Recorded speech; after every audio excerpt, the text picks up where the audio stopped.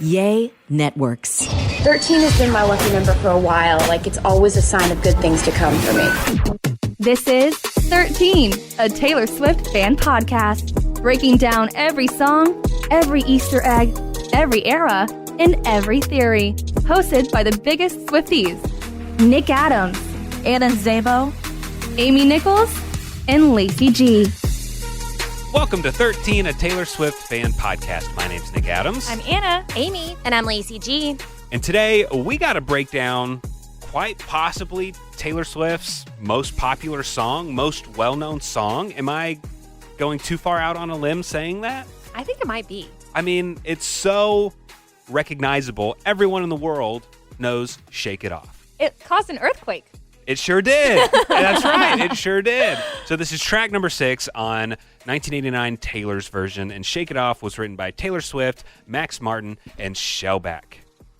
What a trio. Yeah, and so this is, right? Like, this caused an actual earthquake at one of the cities on the Eras tour because the whole stadium was jumping up and down and dancing so hard that it, like, the earthquake, like, radar went off, which that is incredible. That is amazing. And I believe Donna Kelsey was asked what her favorite Taylor Swift song was, and she said Shake It Off. It's a classic. It's a classic. Yeah, it was Seattle. Oh, that's where the earthquake was? The Swiftie quake? I wanted to double check before I said it. Yeah. And I got to say that this song is so iconic and so well known that I feel like in some ways it is a little bit of a hindrance for those people who are just never Taylor Swift fans, because they think that every one of her songs sounds like Shake It Off. Because Shake It Off is such a glittery gel pen pop song that they're not even going to consider Folklore or Evermore, because all her music sounds the same. Yeah. It's all Shake It Off songs, and that's not true. She has great pop music, and Shake It Off is at the very top of that list when it comes to just great pop music from Taylor. Yeah, absolutely. And it's also, like you said, when we talk about, like, Taylor Swift is the songwriter of our generation, the haters will come with, like, a screenshot of, like, shake it off, shake it off, shake it off. You know what I mean? Yeah. Like, and it's like, it's still great. You can't deny the impact that this song had. And it's more than just a fun song. It has meaning to it. So people who are laughing at it is like, oh, well, look at these lyrics. But Taylor herself explains the meaning behind this song. First off, it follows a track 5. So it's the track 6 whiplash that we always talk about. Just something super upbeat after her really emotional track 5 song. And there was a reason behind this song besides the fact that it's just fun. It's a F you to the haters. Oh, yeah. Here's Taylor talking about her inspiration and how she kind of came up with this song herself. And so the way I handle that now, like that criticism, is I wrote a song called Shake It Off. And as soon as I wrote the song, I knew exactly what I wanted to do for the music video. I knew that I wanted to do an entire music video of me awkwardly, badly dancing. Just like, I think that if you learn to laugh at certain things and not take everything so seriously, if something hurts your feelings, that's valid. And you're allowed to let that happen. But I was just kind of like, yeah, I do dance awkwardly, and I'm having more fun than you. And we see this theme again in the music video for Delicate. Yeah. Where she's just on purpose dancing in such a cringy bad way, but it But works. it's like the girls that get it, you know? And the girls that don't.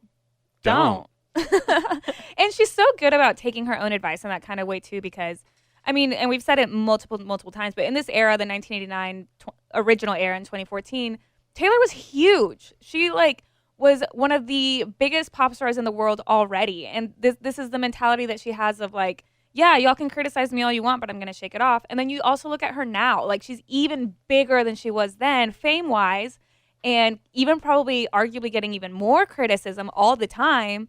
And she's still, like, she's going to be herself. Like, she's not going to not dance at an award show because y'all don't like it, you know? And the bigger Taylor Swift gets, the more relevant this song gets. Exactly. Like, the song's relevancy didn't end in 2015 or didn't end at Reputation. Yeah. It follows her because it's still true. Yeah. No matter how big she is, she's still going to get hate, and people still aren't going to agree with her. And this song means more and more every day. Yeah, because Taylor had this thought in her head. She was replying to the negative criticism that people were saying. And that's what helped her be able to come up with this song. Her and Max Martin or Shellback got together. She's about to say it in this. Maybe all of the above, whatever. But yeah, this is what she was thinking whenever she was coming up with this song, kind of what she had in her head already. So the last song that I'm going to talk to you about is Shake It Off. 1989 was essentially a celebration. Like, I changed every part of my life. I focused every part of my life on different things than I'd focused it on before. I new adventures and everything. And I kind of stopped caring. Like, I'm very well aware of like what everyone says about me, every single thing. And the difference between now and 3 years ago is I honestly don't care anymore. It's just like,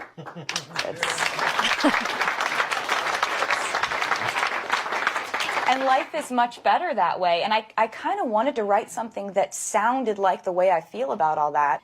But the problem was I had all these lyrics and I didn't have, writing session was coming up and I'm just like, I'm not getting a melody. I'm dead. I don't know what I'm going to do. The thought terrified me. So I kind of sulked into the studio and I was like, guys, I have like an idea that's like lyric, but I know the vibe I want. I want it to start off, and the second the song starts, I want it to be the song where, like, if it's played at a wedding and there's this one girl who hasn't danced all night at the reception, all her friends come over to her and they're like, you have to dance, come on, you have to dance on this one. That's what I wanted. So I was like, Shellback, can you just go to the drum kit and try to play that? There's one thing that I have... Yeah, so she did this as a response to the haters. She's making fun of her awkwardness, especially in the music video, and encouraging other people to join in and have fun. Yeah. Who cares what you look like? Who cares about being cool? It's more fun to get up and dance and look silly while you're doing it than to not dance at all.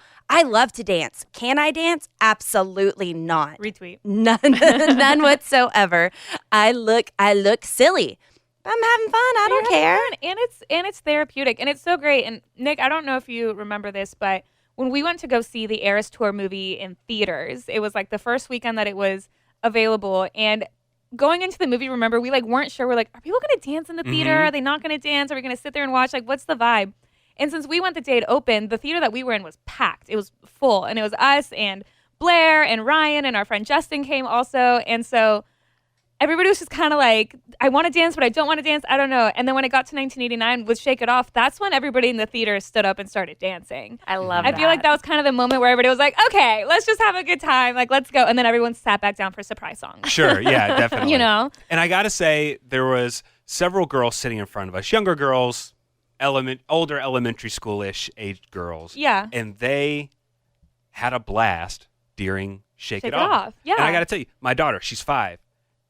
She dances to Shake It Off every single day. Mm-hmm. It's just something about this song, like Taylor wanted. She wants this song to get people to get up and dance, and it works on all ages. Yeah, and it gives you that confidence. Like, it just, like she's saying, like, if you're at a wedding and the song comes on, everyone's lit. Yeah. Everyone's hyped. Like, how can you this song come on and you just sit there? Like, it just, even if you don't know the words, like the beat, it's just, gosh, there's just something so special about it. That, like, made me tear up a little when she said that about how, like, if there's the one girl at the wedding reception that doesn't want to dance, you know? And because even if you don't know how to dance, there's a built-in dance move because all you got to do is shake your hands. Like, Yeah. It makes it, yeah, now we dancing. Yeah.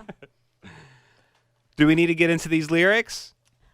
Yeah, I don't know what point we want to do it, but I do have a breakdown of the lawsuit that happened with this song. Do we want to do it after the lyrics, before the lyrics? What a You know what? decision. Since the lawsuit is about the lyrics, let's do the lyrics first. Okay.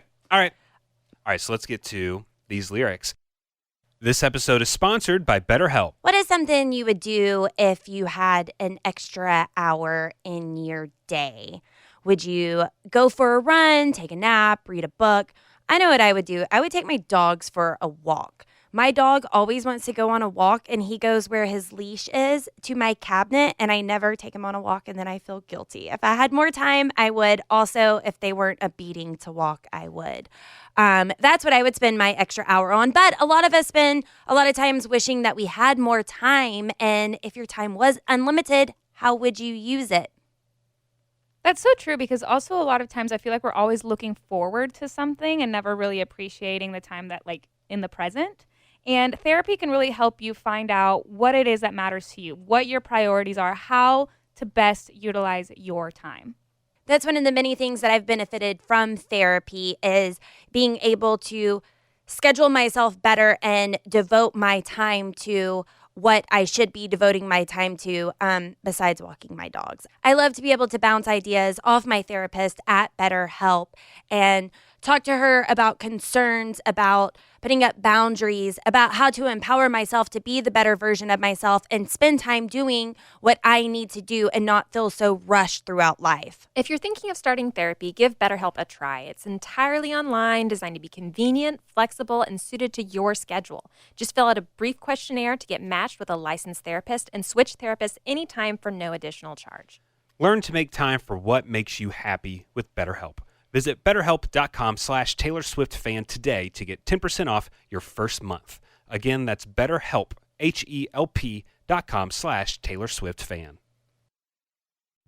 Warmer, sunnier days are calling, and you can fuel up for them with Factor's no prep, no mess meals. Meet your wellness goals in time for summer thanks to the menu of chef-crafted meals with options like Calorie Smart, Protein Plus, and Keto.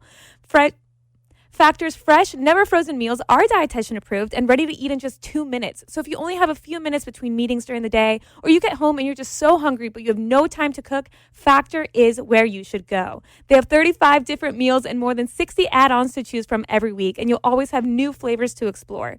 You can crush your wellness goals this May with dietitian approved meals and ingredients that you can trust. And these are delicious. From breakfast to dessert, you can stay fueled with easy, nutritious options. And you can keep kitchen time to a minimum. Factor meals are ready in 2 minutes, so no shopping, prepping, cooking, or cleaning up. Enjoy effortless support for your lifestyle. Head to factormeals.com/Taylor Swift fan 50 and use code Taylor Swift fan 50 to get 50% off your first box plus 20% off your next month. That's code Taylor Swift fan 50 at factormeals.com/Taylor Swift fan 50 to get 50% off your first box plus 20% off your next month while your subscription is active.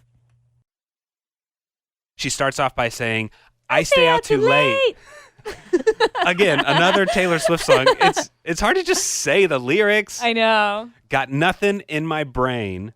That's what people say. Mm-hmm. Mm-mm. That's what people say. Mm-mm. I do. Can the mm-mm be added to probably the top of the list of non-words that Taylor says in her songs that are just Top tier. wonderful? Yeah. Like, there's so much serotonin that goes through my brain when she says mm-hmm. Yeah. I love it.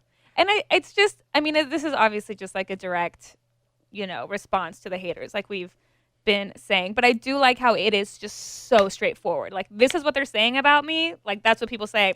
Like, whatever. Like, I see what y'all are saying. Yeah, these lyrics aren't complicated. No. She's not trying to make us get out a thesaurus to look up different synonyms for words and what they mean, a dictionary. That's not happening. She's saving that for other albums. Yes, that's right. That's right. But she's kicking it off by saying, I've got nothing in my brain. People are saying that I'm a brain dead idiot. And she's out here winning. Even then, we know what she's doing now, but even then she was winning and on top of the world. And people are saying, you're talentless. You have nothing. There's nothing going on in your brain. And she takes that and turns it into a genius song that continues to live on and be a bop. That's one of the many, many things that I respect about her. And one of the many, many things that people will criticize her for, she sings about here. I go on too many dates, but I can't make them stay. It's her fault. It's her fault, right? She can't make them stay. Yeah. She's a serial dater, deadhead that can't keep the boys around. It's me. Hi, I'm the problem. It's me. Mm-hmm. At least that's what people say. Mm-hmm. That's what people say. But what does Taylor do?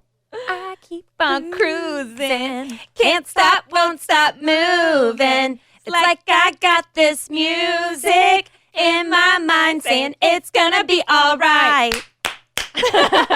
Okay, so that line, I've got music in my mind saying it's gonna be all right, is going back to the fact that people are criticizing her, calling her talentless, but she's still listening to the creative voice in her head saying, you've got this music, you've got the lyrics, you got the ability, and you're going to be all right. So she's able to shut out all the intrusive thoughts and know that she's going to be okay because her creative mind's like, they're saying this, but I've got all this still in my head that I need to get out. And I just think that's genius. Do you think that because I know we do, a lot of people do, we as Swifties, like we joke and say that Taylor Swift is our therapist, but the reality is that like her music is, you know, her art, her music, her lyrics have always just kind of like, I find a lot of comfort, a lot of support just like in her music. When I'm sad, I listen to Taylor Swift. When I'm happy, I listen to Taylor Swift. You know, it's like her music is there for me.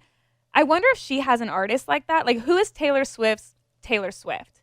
And could it even be at this point herself? I know I kind of see that with like surprise songs.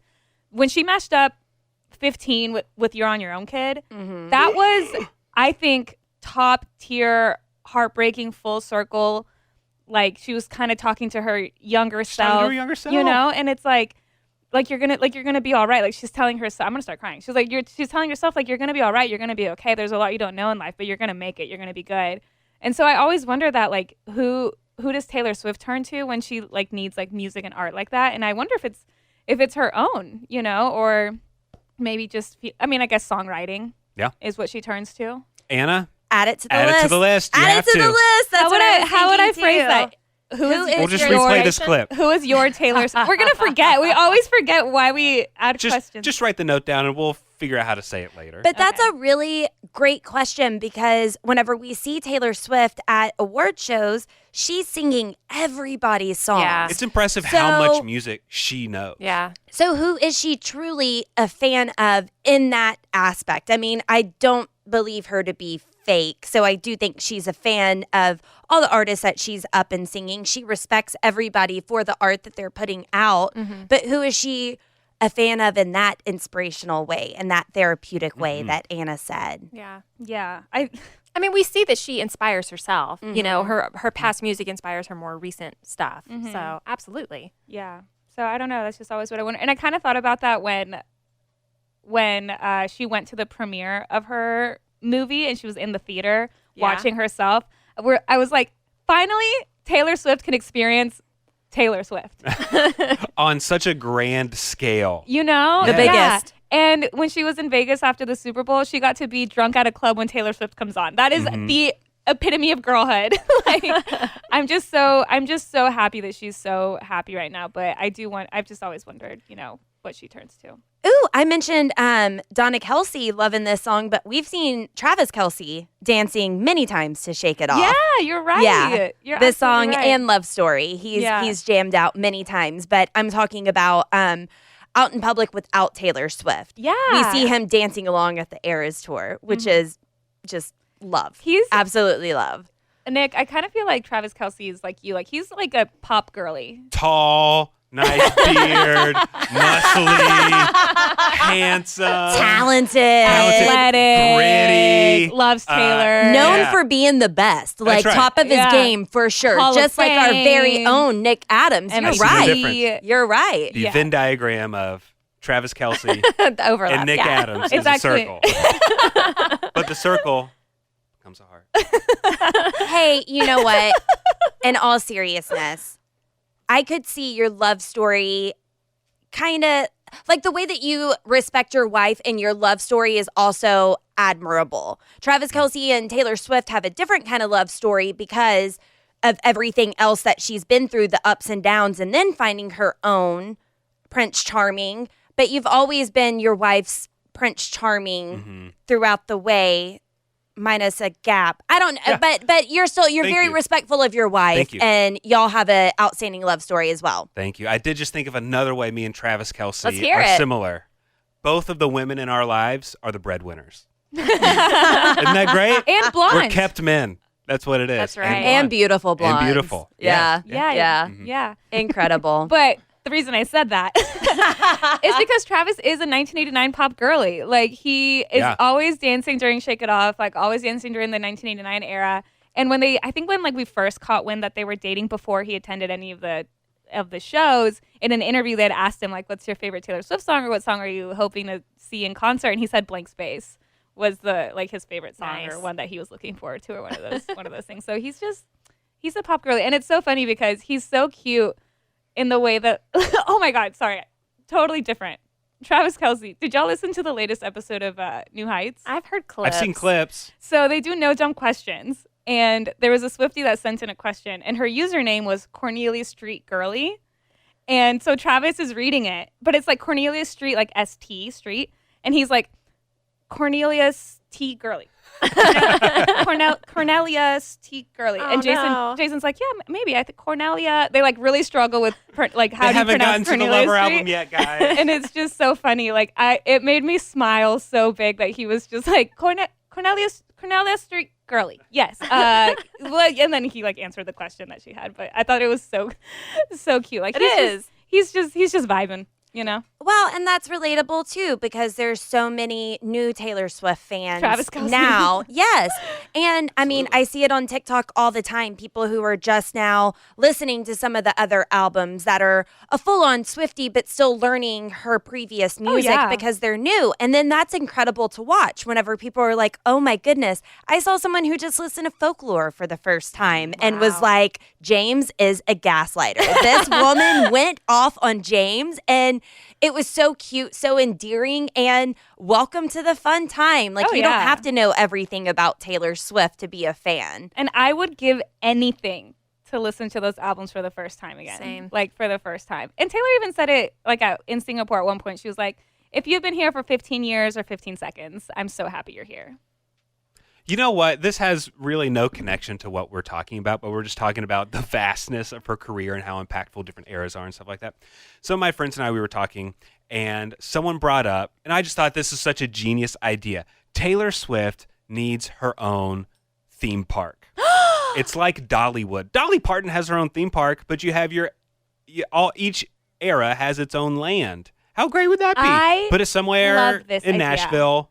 Well, wait, is that close to Dolly's? I don't want to compete and have beef with Dolly Parton fans. Maybe in They- New York. I don't think Dolly's in Nashville. I think she's somewhere else in Yeah. Tennessee. I could be wrong, though. And also, something else that she can do at this place, she can make that like turn Nashville into, it is kind of like a Vegas, but like she has a spot where she goes and does a residency. Like she plays there. Like she has 50 dates a year. That's where she plays. What would it be in called? Nashville. I don't know. Swift, like Eras, Swiftie World, Eras Swiftie World. Swiftland, Eras Swiftie, Land. Swiftyverse. Swiftyverse would be good, especially if she is shifting out of the Lover House and going into a new Swiftyverse, which is Swiftyverse. something I've discussed before for her burning down the Lover House. If you're listening and you have a good idea for a Taylor Swift theme park, Yeah. let us know. Let us know. Somehow. It's outside of Knoxville. Yeah, why am I trying to come up with a name for a Taylor Swift theme park? I one time named a podcast Loose Lips and Childbearing Hips. Don't let me name anything. Go listen. Don't let me name anything. Goodness. What are your dogs' names? What'd you name them?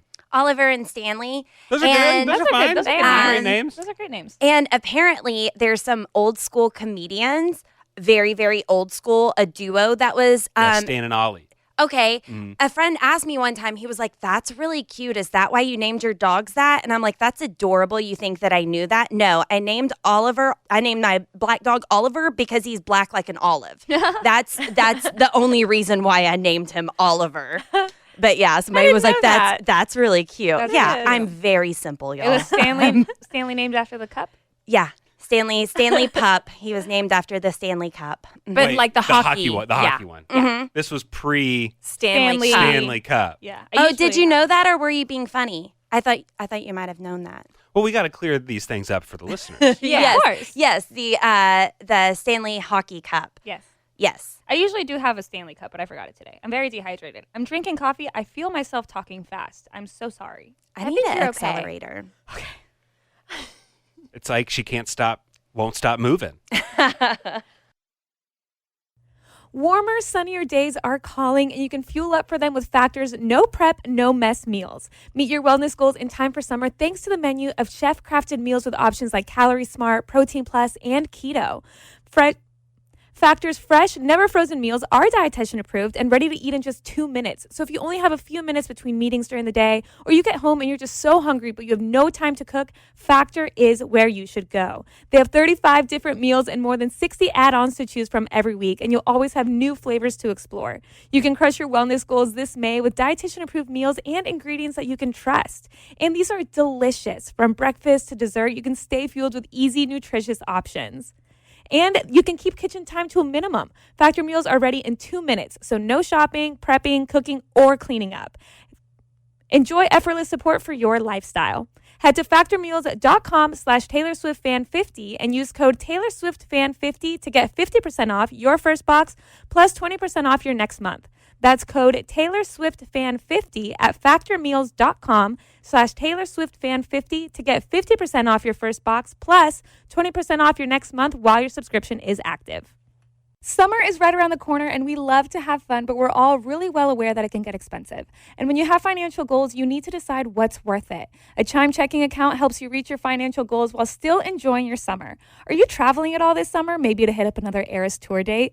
And look, sometimes you know that you don't mean to overdraft, but it just happens when things start to add up. And Chime allows you to overdraft up to $200 with no fees, which at times can be a total game changer. You can set up your direct deposit with your Chime account and you'll be notified to enroll in SpotMe. Live it up this summer and make progress towards your financial goals with Chime. Open your bank account in minutes at chime.com/TaylorSwiftFan. That's chime.com/TaylorSwiftFan. Chime feels like progress. Banking services and debit card provided by the Bancorp Bank N.A. or Stride Bank N.A. members. FDIC. SpotMe eligibility requirements and overdraft limits apply. Boosts are available to eligible Chime members enrolled in SpotMe and are subject to monthly limits. Terms and conditions apply. Go to chime.com/disclosures for details. All right, let's keep cruising through these lyrics because the player's going to play, and the hater's going to hate, baby. I'm just going to shake it off. Shake it off. So, what's she saying there? It's pretty clear. She's saying she's not gonna she's not going to let herself be affected by the hate. Nah. People are always going to be talking no matter what stage in life she's in, no matter what she's going through. Yeah. She's just not going to listen to it. Why not? Talking, hating. You can say what you want to say, but I'm going to brush it off because I'm just fine. I'm going to be just fine. She said in an interview with Rolling Stone, she said, I've had every part of my life dissected. My choices, my actions, my words, my body, my style, my music. When you live your life under that kind of scrutiny, you can either let it break you or you can get really good at dodging punches. And when one lands, you know how to deal with it. And I guess the way that I deal with it is to shake it off. Can I ask a question? I hope this isn't dumb. That's a different episode. What? Dumb Can questions. I ask you a question? Oh. I understand the whole chorus. I get everything she's saying. But the first line, I've always wondered, what players is she talking about? She's talking about guys who are players? I think so. Is that who she's talking about? Like the dating game, right? Because the rest she's talking about like critics and stuff like that, fakers, heartbreakers, things like that. Is she referencing men? She's the player. Yeah, because she's the player. she can't hold on to a man. Because what's the phrase like? Don't hate the player, hate the game. Sure. Yeah. I think that's kind of what I get from it. Like she's the player. She's playing the dating game. The dating game, right? Okay. Like don't hate the player, hate the game. Like sorry, I'm trying to find love. Like why are y'all all up in my business about it? She could also be talking about the game as in the business world, Right, the too. music industry. It doesn't have to be relationships. Mm-hmm. Well, I mean, romantic relationships. Yeah, just overall, even dare I say, the game of life. That was deep, Anna. Thank you so much. But you said it really fast. I'm like sweating. I feel like I'm talking very fast. I'm gonna slow down. I need to go listen to like Evermore after this. Heartbreaker's gonna Break. break. Sorry, slowing it down for Anne. And the faker's gonna fake. Baby, I'm just gonna shake. I shake it off. Shake. Shake. I never miss a beat. I'm lightning on my feet. And that's what they don't see. That's what they don't see. I do love this part of the music video, though. Just her dancing and being light and having a good time. I love this, that she's making fun of it. She's lightning on her feet. She's dancing anyway because she's having a good time. She's dancing on her own, making the moves up as she goes. Yeah. And what she just said, I never miss a beat. I'm lightning on my feet. I know she's saying, I know what you're saying about me. I'm not dumb to not realize what's being said. I don't miss a beat. I know what's happening. Yeah. Right. But I'm lightning on my feet, so I'm switching up what I'm doing, and that's what they don't see. That's what they don't see. I'm dancing on my own. I make the moves up as I go. Moves up as I go. And that's what they don't know. That's what they don't know. I feel that you can also apply that to how she switches genres. I mean, this is 1989 was when she went like full pop. And I think at one point she had kind of said, like she was kind of doing what was expected of her. So she switched it up. And then she did that again, when she tried a different genre with alternative. And she's good at that. Like she quick on her feet, lightning on her feet, make the moves up as I go. Like she's gonna figure it out, and we have the absolute honor to see what she does. She definitely plays by her own rules and always has, especially, I mean, with this tour, with changing genres. Like she says in the tour, like, oh, what are you going to do? You're going to go out and do a 3.5 hour concert with all your eras in it? Yeah, I'm going to call it the Eras Tour. Like, you damn right I'm going to. Speaking of, did you guys notice in the Eras Tour movie, which was filmed in LA, yes, during that part where she's like, oh, so you're just going to go out and like, oh, you put out 5 albums until like whatever. It was right there. She said 5 albums. Nobody picked up on it. Nobody picked up on it. I mean, I didn't. I didn't. I'm just repeating. I'm just repeating what you're saying.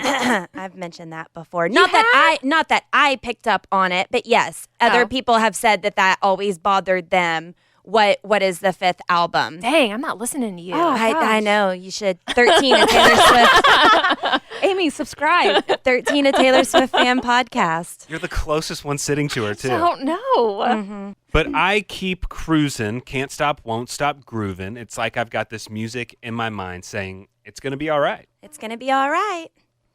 And she goes back through the chorus again. The players and the haters. And then she's jumps back into saying, shake it off. I shake it off. I. Which that's a cool one, too. I shake it off. And Nick, then she what? Sorry, Nick, you talking about, and then she jumps off just reminded me of something really, really funny. Back in 2014, Taylor Swift was performing Shake It Off at the VMAs, and she's up on stage, like up on this platform above the stage, and she's getting ready to jump into her dancers, and her dancers are going to catch her. And she stopped at the VMAs and was like, I'm sorry, I know this is the VMAs, but I'm not going to do that. And then she takes her time. She's trotting, but you can hear her like breathing into the microphone, going down, and then she continues on with the song. But she stopped the VMAs and was like, I'm not gonna do that. I'm not gonna jump into the dancers right now. Like, this doesn't look safe. And then everybody's just waiting for her and laughing. I mean, it was comical. Yeah. It wasn't a cringe moment or anything. It's just one of her boss moves to say, I'm not gonna do that. Hey, she makes the moves up as she goes. I know, she's lighting on her feet. But we saw it there at the VMAs. Mm-hmm. And then she gets into another very iconic moment in all of Taylor Swift's music. Mm-hmm. Hey, hey, hey. Just think, while you've been getting down and out about the liars and the dirty cheats in the world, you could have been getting down to this sick beat. My ex-man brought his new girlfriend. She's like, oh my God, I'm just gonna shake him to the fella over there with a hella good hair. Why don't you come over, baby? We can shake, shake, shake. Someone had to do it. Gosh, you have had way too much coffee. I know. I do love it in the Eras Tour when the fella over there with the hella good hair, and she always has that guy with the really great hair dancer sitting there and shaking his head. Also, on Kids Bop, they don't say hella good hair. You forget that hell is a cuss word to kids. So on Kids Bop, it doesn't say hella good hair. Wait, I'm sorry. From now on, we need the Kids Bop version I know. of every song. Did we do that when we broke down Mad Woman? No. Or whenever we do Ivy. Yeah. Let's see what Kids Bop says about Ivy. I don't know what it says. That is so- Now I need to Oh, look it up. shoot. I know. I just know this because my sister couldn't say it. That's so funny. She would have to skip over the hella part or turn it down if it wasn't the Kids Bop version. I love That's that. so great. I've also noticed sometimes when Travis is in the audience, she points at him. The fella over there with the hella good hair. What I do love about this moment is she's kind of playing into the game of what everyone's calling her out on. Everyone's saying she's dating too much, she's going out too much, but she's saying, hey, while you were out there getting around with the liars and the dirty cheats of the world, you could have been getting down with this. Like even though people are calling her out, people are hating on her, she still knows she's a prize. Yeah. You could have been getting down with this. Yeah. To this sick beat, which she trademarked that. This sick beat. Did she? All right. I've got it on a sweatshirt. Kids Bop version is really good hair. Oh, To the fella over there with the really good hair. That's Makes good. sense. Okay. Clean. Yeah. I cannot wait for a Kids Bop version of the Tortured Poets Department. And she goes back into the chorus again, and she says, shake it off a couple more times, Yeah. and the song is over. And that is all the lyrics for Shake It Off. Iconic. So there's definitely controversy over this song because later on down the road, she got sued over this song Yes. by a group called 3LW. Do I have that right? Yeah, I have kind of like a Spark Notes version Hit us with of it. what happened because this lawsuit that we refer to as the Shake It Off lawsuit, of course, it spanned a couple years, which at one point we were wondering because the lawsuit was still going on when she started re-recording her albums. And so I'm really curious if the lawsuit changed her plans of the order that she was going to release them. I mean, you'll correct me with the timeline here in a second, but I feel like I remember we had the Colbert interview and we thought, okay, 1989 is coming out. Yeah. And then all of a sudden I keep hearing about this lawsuit more. Now all of a sudden 1989 just isn't happening and, oh, we're getting red. Yeah. And then eventually the lawsuit was settled. Yeah, or and there dropped was or other something. hints too, like there was kind of like this sick beat, or there was like a journal that said like Shake It Off, like on her merch store. Like there was kind of hints at it. But yeah, let's go through the lawsuit. So this is kind of like the Spark Notes version, the Swifty Sparks Fly version, if I may. So Shake It Off was on 1989, came out in 2014, that we know. In September of 2017, songwriters Sean Hall and Nathan Butler, they filed a copyright infringement lawsuit against Taylor Swift, Big Machine Records, and Sony Music Publishing and anybody involved in Shake It Off. So in their complaint, Hall and Butler accused Taylor of stealing the central lyrics from their song Players Gonna Play, which is a song released by the R&B group 3LW in 2001, and that song eventually reached number 81 on the Hot 100. But yes. I definitely remember that song Yeah. growing Players, up for sure. they They're gonna going to play, play, and the and the haters, they're going to hate. So Taylor's lawyers quickly shot back at the lawsuit, saying that it was fundamentally flawed and it should be dismissed, arguing that the short snippet of lyrics was not creative or unique enough to be covered by copyrights. So they cited more than a dozen earlier songs that had used similar phrases, including 1997's Play a Hater by Notorious B.I.G. and 1999's Don't Hate the Player by Ice-T. So Players Gonna Play, the 3LW song, was not the first to use this phrase, is basically what they were arguing.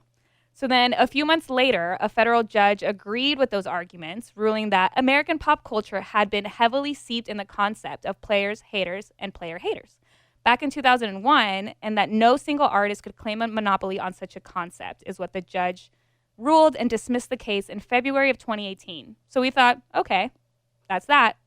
Then in 2019, a federal appeals court in the Ninth Circuit overturned that decision and revived Hall and Butler's lawsuit against Taylor Swift. So the decision set the stage for a trial in which a jury would decide whether the lyrics to Shake It Off infringed on the lyrics to Players Gonna Play. And we have seen this before. Ed Sheeran was in a similar situation where it came down to a jury deciding if the song that he was being sued for, and I don't have that in front of me right now, so I'm not 100% sure. But I believe Ed got off. Yes. Yeah, the I jury. don't know if that's the appropriate legal term, but he was found not guilty, not liable. Yeah, the something like that. the jury agreed that he didn't copy another song. I forget what song, but anyway. It was a Marvin Gaye song. But anyway, I also say that this wouldn't have been the first time that like a jury would have made that decision.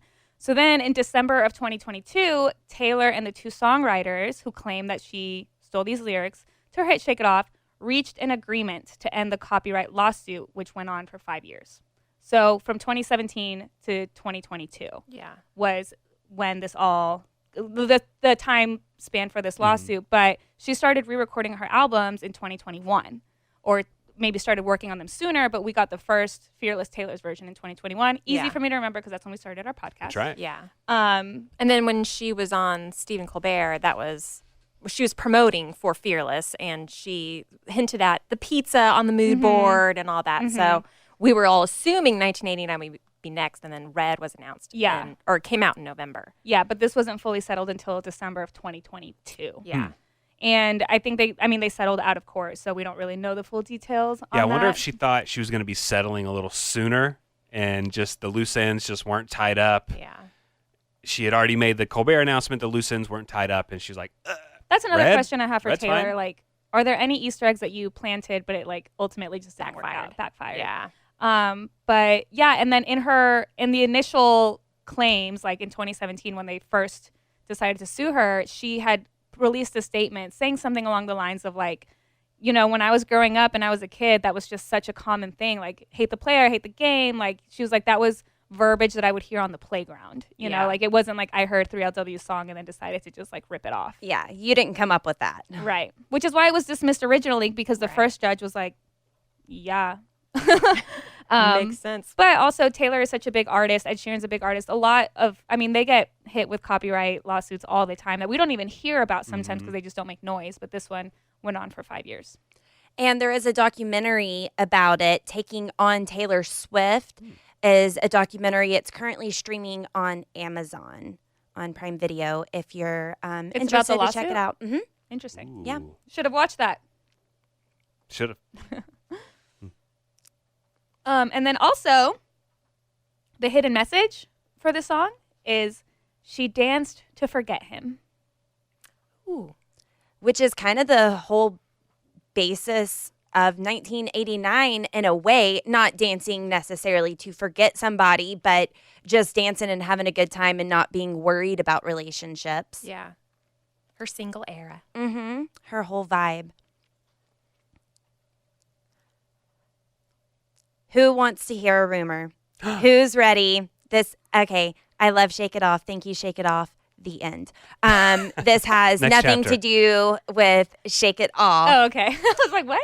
But here is a rep rumor. When's it happening? It's been a minute since we've had a rep rumor, right? Taylor Swift has since announced the Tortured Poets Department that's getting ready to come out. We're going to be gearing up, knocking out episodes for 1989 to get prepared for it. We're going to have a live listening streaming party that's going to be so much fun. More details coming on that and more, maybe. But Candace Ashley Beauty on TikTok put this together. Get ready for Reputation, Taylor's version, y'all. The Snake is coming out of exile next week on the 15th. When we go back to the March 15th, the Ides of March, the day Julius Caesar was assassinated by his friends, stabbed in the back. Yeah.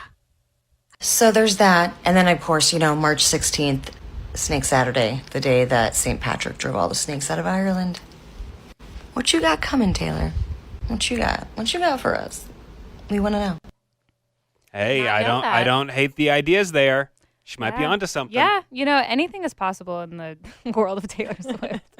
Yeah, she's been making the moves up as she goes. And people have said she has said there's not going to be, why did I just lose it? There's no there's only There will be no reputation. explanation. Thank you. Yes. There will just be reputation. That's I right. think I need some of Anna's coffee. When is the Eras Tour documentary coming out on Disney Plus? It's now 14th. 14th. Yes. Okay, Originally the 15th. Yes. So then that seems to be lining up with the previous theory because she switched the date for the Eras Tour movie on Disney Plus. It's going to end at midnight on the 15th on a Friday. Reputation could come out the next days.